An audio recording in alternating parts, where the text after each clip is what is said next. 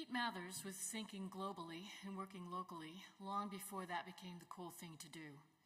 A Yukon transplant at the tender age of 8, Pete quickly embraced the landscape and the communities. Home was where he wanted to be. He tried working in other places, but quickly learned that his motivation is in sharing his ecosystem with the wider world. For him, that drive just doesn't transfer.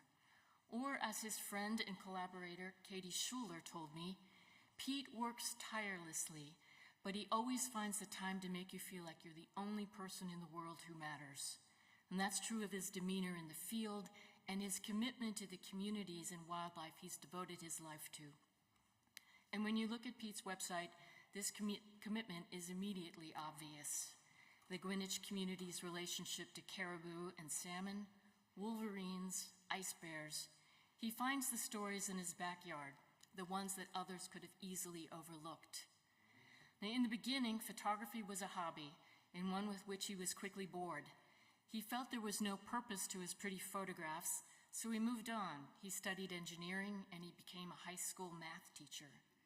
Fortunately, 2 men changed his life, his mentor, Ken Madsen, and photographer Paul Nicklin. Through the impact of conservation storytelling, they restored his faith in the power of photography as a tool for inspiring others to care about the environment. And Peter has gone on to become just such an inspiration working for others in this space, not only as a photographer, but as a team leader. In partnership with the Wilderness Society and the International League of Conservation Photographers, he organized 8 expeditions to the Arctic National Wildlife Refuge that included photographers, filmmakers, artists, and writers, as well as members of the Greenwich community. And while his colleagues admire his approach to local and community-based storytelling, there are a few other things you should know about Pete. Again, from Katie Schuler. He tries to hide his charitable nature behind a wall of warm-hearted vulgarity, the kind of language that could curdle milk. And from his ILCP colleague and friend Mo Heim, I have long admired the way he immerses so deeply in his subjects. He's truly learned the art of perseverance and the importance of spending time with a subject. With some of the things he's gone through, like facing down a charging bear alone on the tundra by slapping his chest and screaming swear words at it, I can't help think he's incredibly brave. He's also a huge nerd.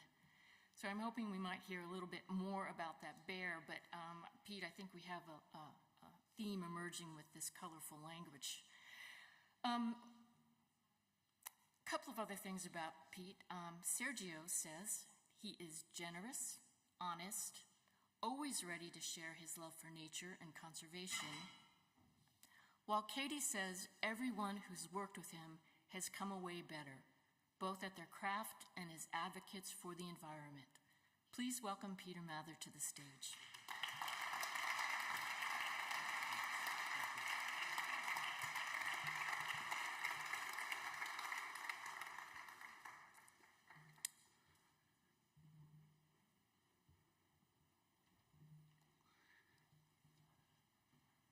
Thanks, Kathy. I was told there might be a little clicker out here, but it is not here.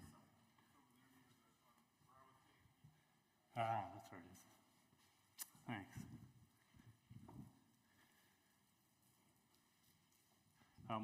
I'll start by kind of talking about Javier, because I'm a big fan of Javier's work and of Javier as a person. And when he came out here today, you know, he's talking about being nervous to go up and speak. And he's got such a cool story and such cool photographs and stuff. But I think what we had implied was that it's scarier being in this room in front of all these people, hundreds of people giving a speech, than say being stuck in a room with 10 rattlesnakes. And that's the story of like nature photographers. You know, we go out and we're not afraid to like charge down bears, but like to stand in front of hundreds of people is a scary, scary thing for all of us. All, you know, you get nervous. Your armpits will be all wet when we're done.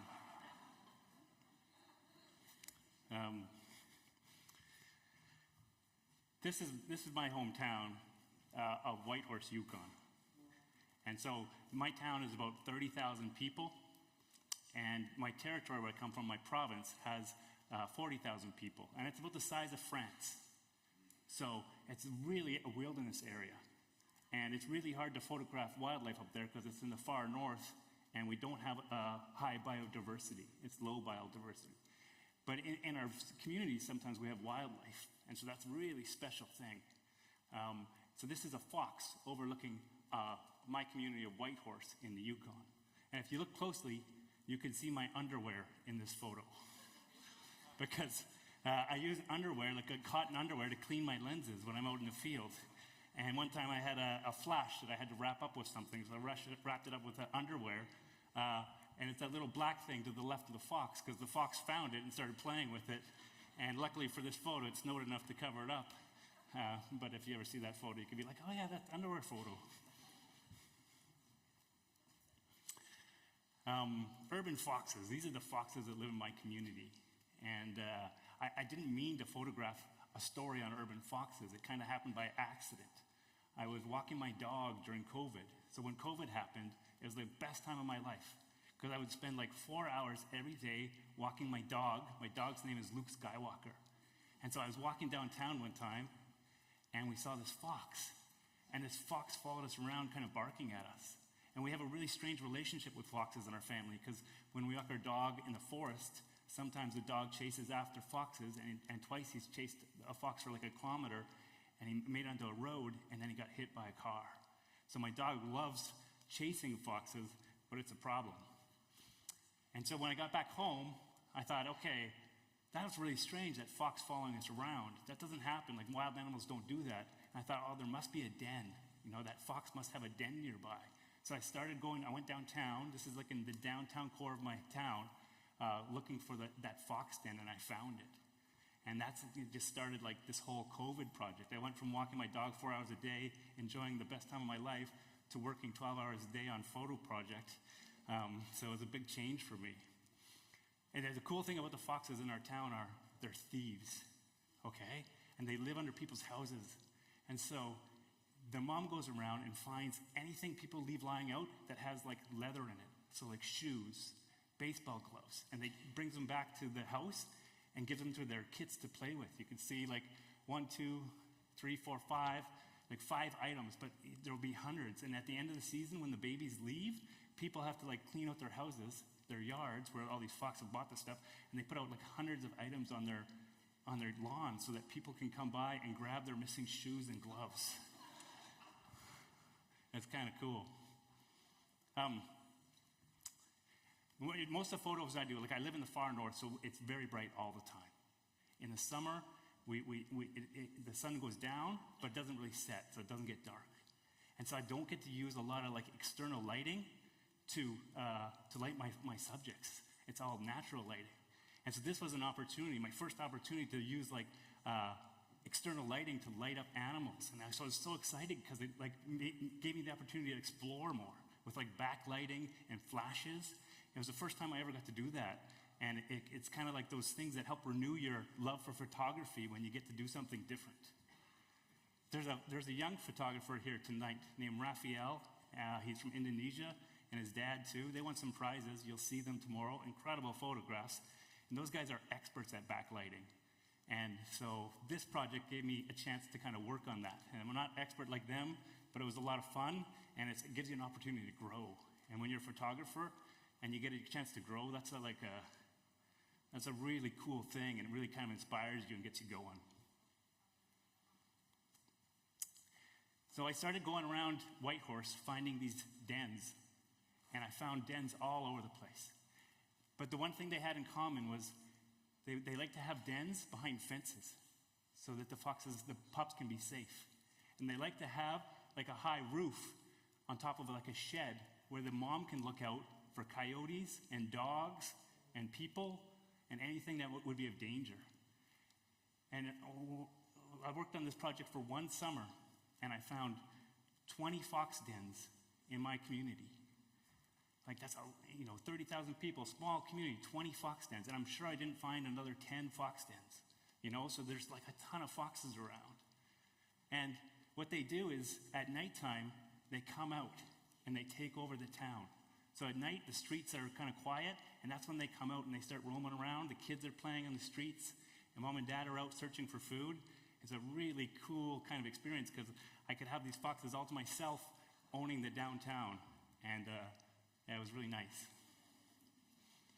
Another cool part about the story was we have indigenous people who are part of our community, and they've had a lot of bad things happen to them over the last 100 years, and so they struggle with a lot of things, and a lot of them live on the streets.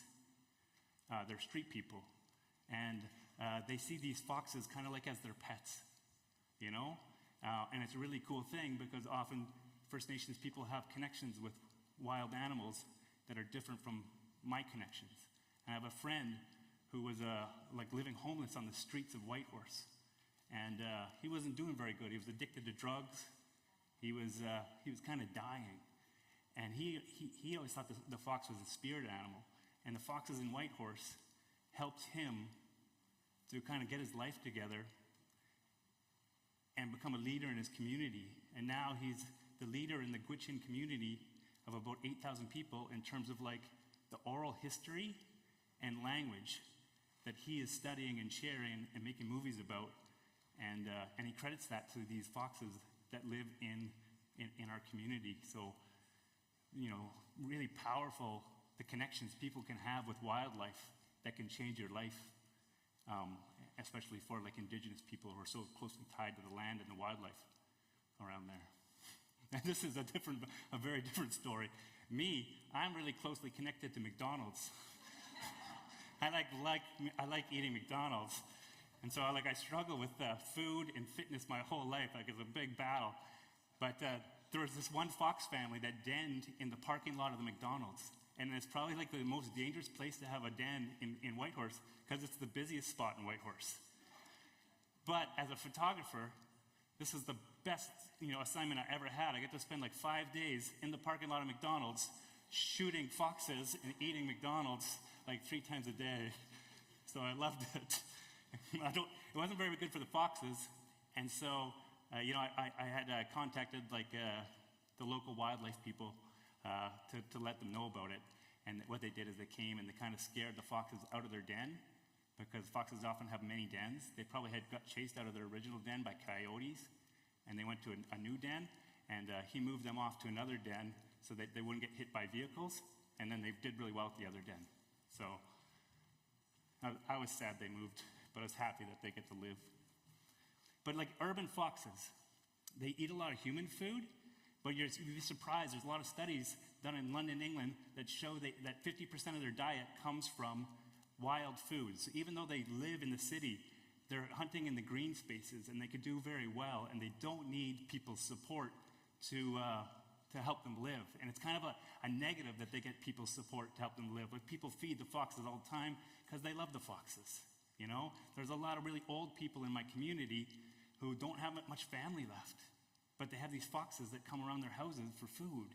You know, so it's a really neat connection, even though it can be like harmful to the fox in the long run. And so it's a really tricky thing to try to educate the public on it, because like everything in life, there's like 15 layers, you know? And so we don't want them feeding, but at the same time, like they mean so much to some people. But the sad part about it is, in the fall, when the foxes have to leave their home, they get kicked out by their parents, the parents move out, and they're young, and they have to go find food. You know, there's maybe 100 foxes in my town at that time of year, roaming around. And a lot of places they find food is like people chuck food out the windows while driving, you know, like chicken bones or something. And then the foxes go on the road to get that, and then they get hit. And those young foxes that don't know what they're doing in the fall time, it's a scary time for me to be around, because you drive around and you see a lot of foxes on the road that have been hit trying to get food. So that's kind of the negative side of them feeding. And you know, like our town's not very big, so to have 100 foxes, you know, they have a inflated population because they can get human food. If it was the forest, there'd be maybe, 15 foxes in that same area. When I grew up, my dad used to force me to go downtown to his office in this tall building and do math and French and study. And I would look out the windows at night, because in Whitehorse it gets dark at about 4 o'clock at night. I'd be out there at 7 o'clock, and the streets would be dark, and you'd see these coyotes. These coyotes like owned the streets of Whitehorse at night. But eventually, the coyotes just disappeared, and nobody knows why, and we never really noticed. And the foxes moved in. And so the foxes kind of like taken over by the coyotes. And then in the last 3 years, we just noticed the coyotes popping up every now and then. And coyotes are the second kind of danger that foxes have. They kind of eat the fox kits. And so, they have a lot of hazards within our community that they got to try to survive and make it past. And people like the foxes more than coyotes because foxes are small, they don't feel threatened, they're not endangered, they're kind of friendly, you can feed them. Whereas coyotes are really, wild animals, and they're wild animals, and they can be a little bit intimidating. Yeah, they love going up high, they love being up high on top of roofs, because then they can look over and see everything. They can watch to see that their babies are okay, watch to see if there's any dogs like Luke Skywalker trying to chase them. It's a good life in Whitehorse. And then when January comes around, it's mating season. And it's really cool to be around in mating season because they're just like, the foxes are all over, chasing each other, barking. And people get kind of confused about it. But it's like you get to watch these ritual displays of courtship. Although they seem very angry displays sometimes, like wild animal courtship displays. They seem like conflict-based, even though these two are a couple.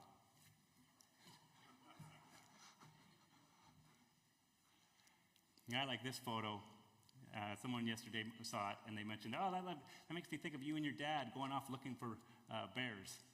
And it makes me think of that now, too, that they mentioned it. And my next story is about bears and me and my dad going off looking for bears. So it kind of leads in well to the next story, which is about ice bears. What is an ice bear?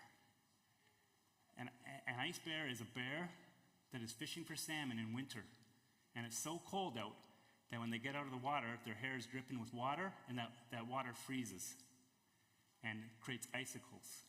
They're really rare, and they're really hard to see. And when you do see them, I often don't see them. They mostly come out at night, and what happens is I hear them. And so they get itchy with all that ice on them, so they shake, and it sounds like a chandelier shaking. You could just hear it, So I'll be walking around at night, and I'll hear this chandelier shaking in the blackness out there somewhere. Where do you find ice bears? You try to find them before they den in the winter. Okay? They extend their denning. They den a little late so that they can feed on salmon. Like they can fill up on salmon. So if you go in the far north of Canada, in the Arctic, you can find rivers where these salmon spawn, and you come across these bears that are feeding on the salmon as winter approaches, or as winter is in full flow, really. There's one spot, this spot here, it's called Bear Cave Mountain, and it's in the far, far north. It's like on the Arctic Circle. And you can see the size of the trees there. Like that's really unusual for something on the Arctic Circle. To get there, you have to take a helicopter. And you fly this helicopter up there, and you look down, and all the trees are about this big. Very small because it's the Arctic, it's the tundra, and they can't grow big trees. And then you get to this valley where the bears are, and the trees are giant, and it feels like a rainforest. And the reason it's like that is because the salmon go up there to spawn. The bears take the salmon, bring them in the forest, eat them, poop them out, and it's this giant fertilizer for this forest of trees. And it's really unique. And people go up there in October, November. You have to fly up in a helicopter. It's very, very expensive. I think it costs about $13,000 to go for a week. I got lucky because I know people. Somebody couldn't go. Last minute, I got to go up there. It only cost me like $2,000, which is something I can afford, and had this neat experience up there. But it was kind of a weird experience, too, and it kind of relates to the helicopter, because this is October, like mid-October on the Arctic Circle. And if you notice something, it doesn't look very cold. It was raining. And so these bears are supposed to be covered in ice, but it was like +7. And so that's the climate change, And so it's kind of weird, too, as a photographer, as a person, as everybody here, I'm sure deals with these issues of helicoptering in to tell a photo about climate change, how that affects climate change, or coming to Siena to give a talk talking about the importance of addressing climate change when you fly over, like we all deal with that stuff. And so I was looking for a different way to deal with that, which I'll come to in a sec in the next part of the story. These are the salmon that they're up there to go after. And the neat thing about, like, the reason we have these ice bears, the reason we have salmon spawning in winter is because we have the longest salmon runs in the world. 3,000 kilometers, these fish swim upstream. It takes them like 2 months to get there. So when they get there, it's winter time, and they're there like spawning for a month. And so that's why we only get them in this small area of the world, and it's kind of hard to find. And so, I couldn't like fly in a helicopter up to this really expensive resort to photograph these bears every year. I couldn't afford it, and I didn't like it ethically. And so me and my dad and my best friend Luke Skywalker started looking for new places to find ice bears where we could photograph ice bears. And we found this new place on the Kluane River. And when my dad and I first got there, this river was full of salmon, like thousands and thousands of salmon. And at this time, salmon were struggling in the Yukon. They're still struggling now, but at the time they were struggling. So we were really surprised, and there's no one around. These bears aren't like used to people, so it can be a little bit dangerous, photographing them. So my dad would come and he'd have a gun with him, just in case, God forbid, a bear attacked me. Now, I've spent a lot of time with bear experts, and over that time I've learned to read bears. And I've only had like maybe one scary experience with bears in my whole life, but the gun was just a safety.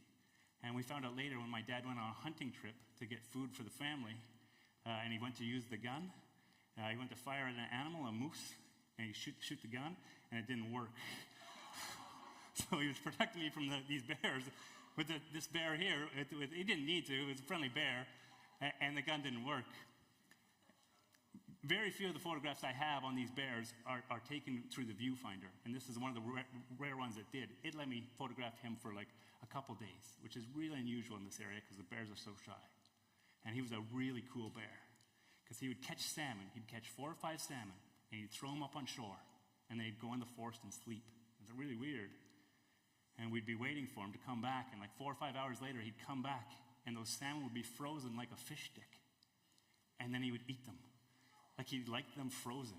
Like all these bears are like people. They're all like people. They all have their own personalities. They have different ways of fishing. Some bears like fish by snorkeling. Like they put their heads underwater and just swim around like snorkeling. Other bears, most bears kind of like smell where a salmon is in the water and then go jump on it.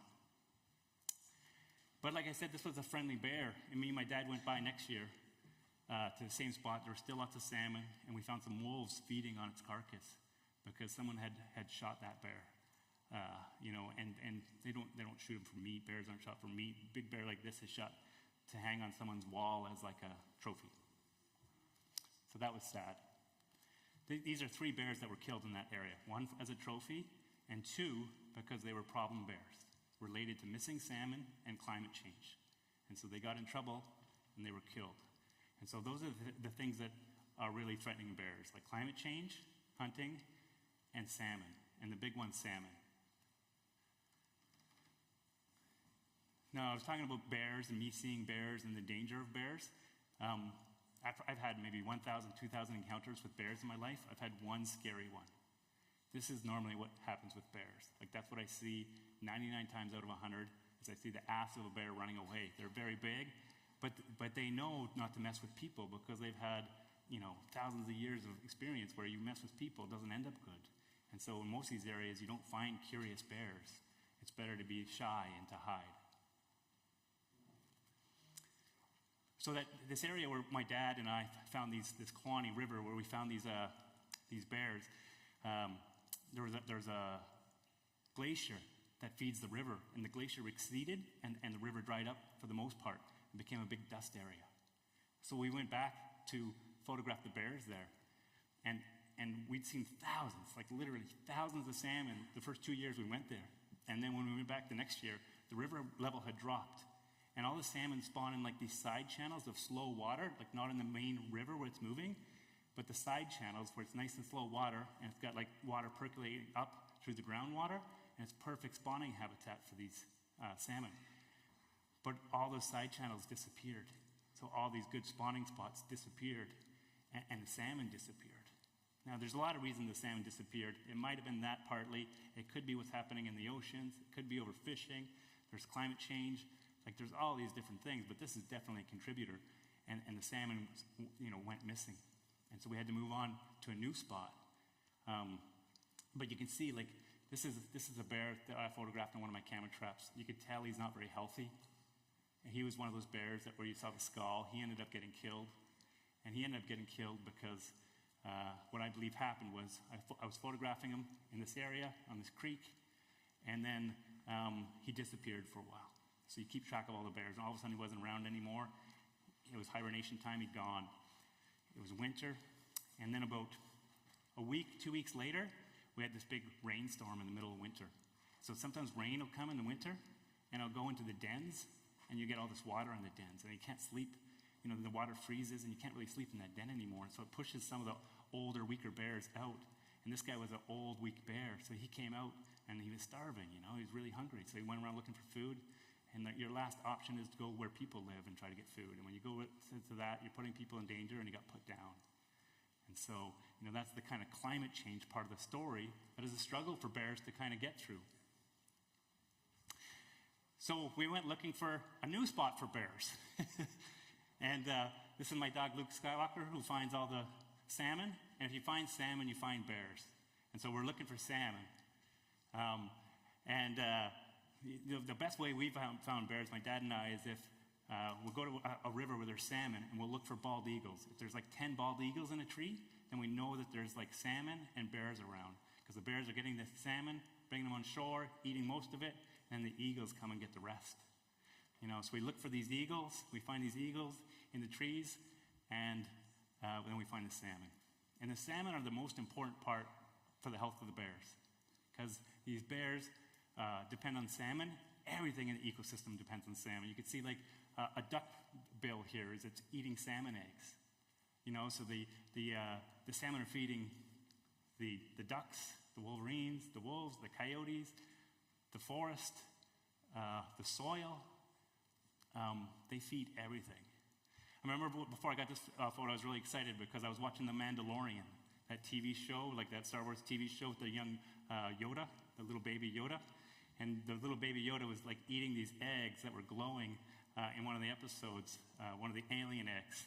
And I was like, oh, that's so cool visually. And the next day I'm out in the forest and I see these like eggs that had been dropped by a bear who was dragging a salmon into the forest. And it just reminded me so much of that. And it also tells that story of like, okay, the salmon feed the soil. They feed the forests, where you find salmon, you find these, nitrogen-enriched forests with big trees, and like they even find salmon DNA in the trees. I wanted to get a photo to kind of share that, like how, so interconnected. So I was trying to get this over-under photo. And we set up this photo, and that's the first one we got. I really liked it, but it wasn't sharp. Like, it's such a neat photo. And so me and my team, we were trying to get that photo over and over again. So in the middle of winter, you're trying to stick this underwater camera in the ground and get the perfect angle, and we just couldn't get it. We just tried over and over and over, but we couldn't get it quite right with the right angle and the bear just at the top. And we just worked on it for months, and it was one of those frustrating experiences as a photographer where you're trying to like do something cool, and you fail. So this new spot where we found these bears was in a First Nation fishing village. It was called Cluck Shoe. And the Champagne Asiatic First Nation people have been fishing for salmon here for thousands of years and living with bears. And so this is one of the cabins, and you can see the bear tracks walking around. And there's an elder there named Chuck Hume. He's old, like 82-year-old elder. He grew up dog sledding, hunting for a living, fishing for a living, and he would take me in and he would show me around the area and teach me a lot about bears. And this is out his window. His house is 40 feet from the stream full of bears, and you're having coffee with him and you hear a bear chasing after salmon. You look out the window and there's a grizzly bear, And there's a lesson to learn from these guys because they've been living with bears together for thousands of years, and they still do today. And so we can learn a lot from how they do that. And one of the things he did is he trained one of these big bears called the mayor. They call him the mayor of Cluck Shoe. Chuck's like the mayor of Cluck Shoe human mayor, but there's also a bear mayor. It's the biggest bear around. And he bosses all the other bears around. And it works out really well because Chuck trained this bear here to stay on the other side of the river of the village. And so the bear will come up and it won't come into the village at all. But what he does is he's a big bear, and the bears protect their territory. So anytime a 1-year-old or 2-year-old or 3-year-old bear shows up, that big bear will chase it off. And those 1, 2, 3-year-old bears are real trouble because they don't know their relationship with people. And so they get into trouble. They go and wreck stuff. They maybe chase a kid, and then they get killed. But now that he's got this big mayor of Cluckshoe trained to chase off the other bears and to stay away from the village and have a good relationship, it's really helped with the bear population there. And it's kind of one of those things that you put in that time and you learn and you have a good relationship with the bears and how it helps. And you can see he's a really big bear. So he's only got ice on the bottom part of him for 2 reasons. One, he doesn't go deep in the water because he's so big, the water comes up to here on him. And two, he's eating so many fish because he's the dominant bear in the area. His metabolism's really going high, so he's really hot. He burns up a lot of energy so he doesn't get ice on him. But the smaller bears, smaller bears get covered in ice because they're not as warm, and they have to go through the water, really deep water, kind of above their heads to get salmon. So they get covered in all this ice. And one of the other really cool things about these bears is they mostly fish at night. Because if you're fishing in the day and you're walking along the side of the river, if I'm walking along the side of the river, the salmon will see me and take off. They're very smart, the salmon. But if you go at night, the salmon can't see bears. I'll go at night sometimes and I could just go down and pick up a salmon and carry it away. Whereas in the middle of the day, it'll take off. And so the bears will fish at night because they're able to smell these guys right here who are underwater from back here. They'll just know exactly where it is and just go pounce on them. Incredible sense of smell. Can you imagine? Or you can smell a fish underwater and know exactly where it is. And so the bears like to fish at night. Maybe also because there's less people around at night too, and they're safer. I always dreamed of photographing salmon wolves, but we don't have salmon wolves in the Yukon, I always thought. You find them in British Columbia where there's high degree of biodiversity. But when we were out photographing the bears, we got to know this pack of wolves that was also eating salmon in the Yukon. So that was a really cool experience for me. I was kind of this was something that wasn't really known until last year when we went out and photographed them. One of the cool things about photography is how you kind of learn by accidents too. I'm trying this new style of photography that I kind of learned out by accidents, where you have pictures of wildlife on long exposures, and you use a flash to light them at first, and they kind of look like ghosts within the landscape, because that's what they feel a lot of time to people. They feel like they're a ghost in the landscape. So I got an accidental photo like this one time, and now I got a small project where I'm trying to get a lot of photos like this on purpose, where they're just ghosts. They just kind of appear as, and the landscape's the dominant focus, and you can kind of see through the animal. This is my last photo, and I was trying to get this photo for a long time.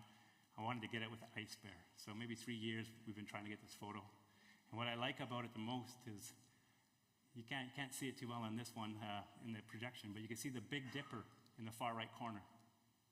The Big Dipper, its Latin name is Ursa Major, which means great bear.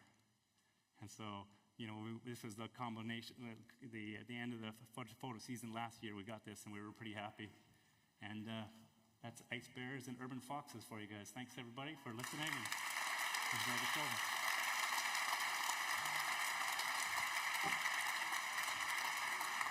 Thanks, guys.